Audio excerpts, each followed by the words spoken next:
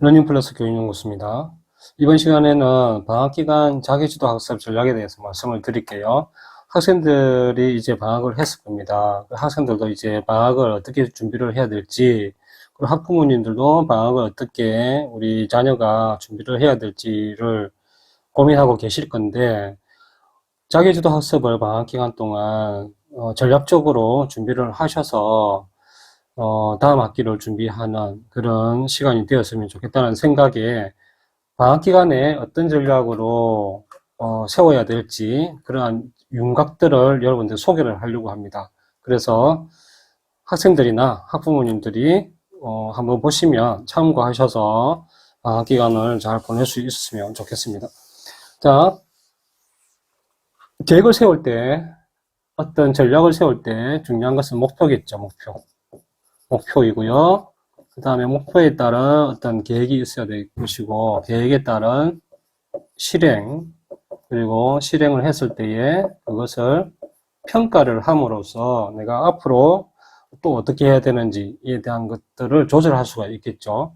이러한 네 가지의 단계에서 여러분들이 방학 기간에 어떤 학습 전략을 세우게 되는데 지금은 간략하게 말씀을 드릴게요. 세부적인 것은 세부적으로 또 별도의 영상을 올리도록 할게요. 또 하나는 방학 기간에 내가 해야 될 교재가 필요하겠죠. 교재가 필요한데 이 교재는 보통 문제집이 되어집니다. 특히 수학에서는 이 문제집을 고를 때 자기 수준에 맞는 그 문제집을 고르는 방법에 대해서도 별도로 영상을 올리도록 하겠습니다. 일단은 이 시간에는 문제집이 선택되었다고 보고 이 학습 전략을 소개를 하려고 합니다.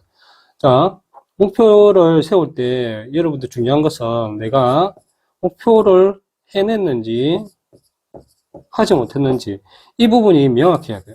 이 명확하지 않으면 이 목표를 달성을 하기가 되게 힘들어 합니다. 그리고 목표 달성과 상관없이 어떤 자기 신을 합리화할 수도 있거든요.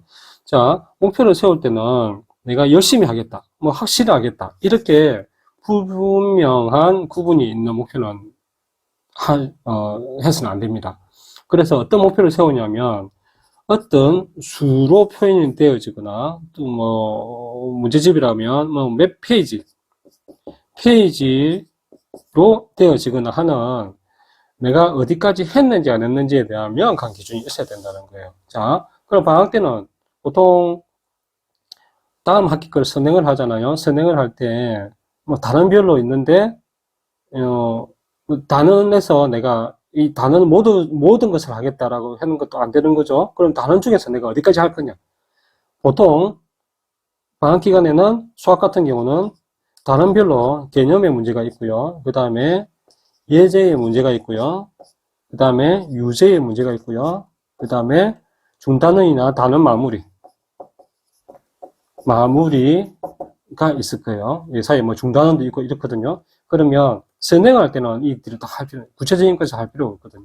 그러면 이 예제의 문제까지 하든지 유제의 문제까지 하든지 이렇게 여러분들이 하시면 좋습니다. 그래서 목표를 보통 유제의 문제까지는 이제 할 수가 있거든요. 그랬을 때 이 문제집을 내가 단원별로 유제의 문제까지는 풀겠다라는 것이 목표가 될 수 있습니다. 그럼 유제 문제가 내가 다 풀었다면 목표를 달성한 거겠죠. 그렇기 때문에 했는지 안 했는지 명확한 구분이 있는 목표를 세워야 된다는 거예요. 자, 그 다음에 계획입니다. 계획은 플래너를 여러분들이 준비를 하셔야 돼요. 왜냐하면 가시적으로 눈에 보여야 내가 계획한 대로 해야 되겠다는 마음도 들고요. 내가 뭐 계획대로 해 나갔을 때는 잘하고 있다라는 자기 격려가 되기도 하고, 그리고 또 못했을 때는 내가 분발해야 되겠다라는 어떤 동기부여도 되기 때문에 계획서는 여러분 짜셔야 됩니다. 그럼 목표에 따라서 계획서를 짤 때 중요한 것은 두 가지입니다.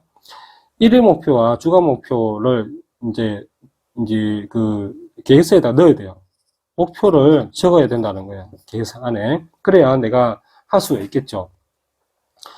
하루하루에 어떤 목표를 적고, 그리고 뭐 주간 단위로 내가 어제까지 하겠다라는 이 두 가지 일과 주간 목표를 여러분들 적으시고요.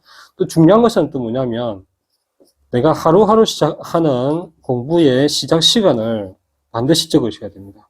어떤 과목, 수학 같은 경우는 내가 뭐 8시부터 10시까지 하겠다라고 했을 때 10시까지는 필요 없어요. 이 시작 시간 8시가 중요한 겁니다. 이 시간을 반드시 지켜야만 실행이 가능하거든요. 그래서 시작 시간을 여러분들이 반드시 지킬 수 있도록 명시를 해 놓으셔야 된다는 겁니다. 그 다음에 실행입니다. 실행은 여러분들이 조금 전에 얘기한 것처럼 시작 시간은 반드시 지켜야 돼요. 이것이 안 지켜지면 모든 학습의 진행은 중단이 되어지거나 그러면 목표를 달성할 수가 없는 지경이 되어지기도 합니다. 그래서 컴퓨터 게임을 하다가 뭐 공부를 해야 되는 그 시간이 있잖아요. 그럴 수도 있잖아요. 그러면 게임을 하는 시간을 조정을 하셔야지 수학을 공부하는 학습 시간을 조정하시는 다는 안 되는 겁니다.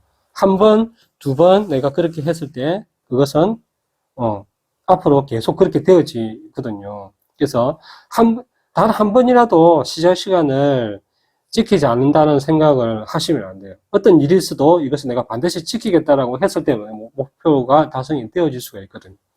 자, 그 다음에 평가입니다. 평가는 내가 목표를 달성했는지 안 했는지에 대한 평가거든요. 그랬을 때 오늘 내가 목표를 달성했네, 그리고 오늘 달성하지 못했네, 이렇게 보통 하는 경우가 많이 있어요. 근데 이렇게 하시면 안 돼요. 네. 내가 조금 했는데 그러면 내가 했는지 안 했는지 구분도 안 되잖아요. 이렇게 명확하게 구분이 되지 않는, 명확하게 이분화돼서 이렇게 평가하는 것은 평가가 아닐 수가 있습니다. 그래서 질적인 평가를 여러분들 하셔야 돼요. 질적인 평가를 대표적인 것이 퍼센트죠, 퍼센트. 내가 몇 퍼센트를 오늘 목표에 도달했는지에 대한 도달 퍼센트를 여러분들 적으셔야 됩니다. 내가 다 했으면 100%, 그렇죠? 그러면 90%, 80% 이런 것도 있을 수 있겠죠. 그럼 자신이 냉정하게 평가를 하셔야 돼요. 그래서 이 부분들을 퍼센트를 평가를 하고 나면 내가 일주일을 해봅시다. 일주일을 했을 때 내가 월요일에는 몇 퍼센트, 화요일날 몇 퍼센트 이렇게 했잖아요. 그러면 내가 이렇게 평가를 한 것이 나중에 한 주가 지나면 내가 몇 퍼센트를 했는지 평균이 나오겠죠. 이 평균이 내가 주간 목표에 도달한 한 목표의 달성률이 될 겁니다. 그래서 여러분들이 이런 부분들을 체크를 해나가고 평가를 해나가셔야 내가 어느 정도 했는지가 이게 느낌이 와요. 그랬을 때 내가 그러면 다음 주에는 내가 어떻게 해야 되겠다 라는 것을 생각할 수 있다라는 거죠. 내가 조절을 할 수가 있다라는 거죠. 자, 또 중요한 것을 말씀을 드리면 이 계획과 실행에서 계획이 되겠죠. 내가 월요일부터 일요일까지 내가 다 계획을 세워서 하는 경우가 많이 있어요. 자, 그렇게 하지 마시고 월요일부터 금요일까지 여러분들이 계획을 세워서 학습에 대한 계획을 세워서 여러분들이 실행을 하시면 좋을 것 같고요. 토요일과 일요일은 그러면 가능한 한 놀기도 놀지만은 학습과 관련된 전략이기 때문에 중학생들은 시간이 조금 많이 있어요. 그래서 여러분들이 책을 읽을 수 있었으면 좋겠습니다. 자, 그리고 또 하나는 월요일부터 금요일까지 계획을 했어요. 근데 중간에 무슨 일이 있어서 못하는 그런 경우도 있겠죠. 그래서 내가 보충을 해야 되는 경우가 생기거나 그리고 보완을 해야 되는 상황이 있을 수가 있을 겁니다. 그러면 그때 내가 토요일날, 일요일날 이 보충의 날에 여러분들이 보완을 하시면 됩니다. 이게 또 따로 계획서에는 이 부분이 안 들어가셔도 돼요. 여러분들이 스스로 이것을 지켜나가는 거예요. 예. 그래서 이 부분이 의외로 좀 중요합니다. 예. 그래서 이 부분도 지켜나가는 그런 학습 전략으로 해나가시면 한 달간의 어떤 방학 기간에 여러분 알차게 보냈다라는 느낌이 오실 거예요. 그러한 느낌이 여러분들을 학업 성취의 성장으로 이끌어 갈 수가 있을 겁니다. 자, 오늘은 여기까지 하고요. 이 세부적인 그 내용에 대해서는 별도의 영상으로 준비를 해 보도록 하겠습니다.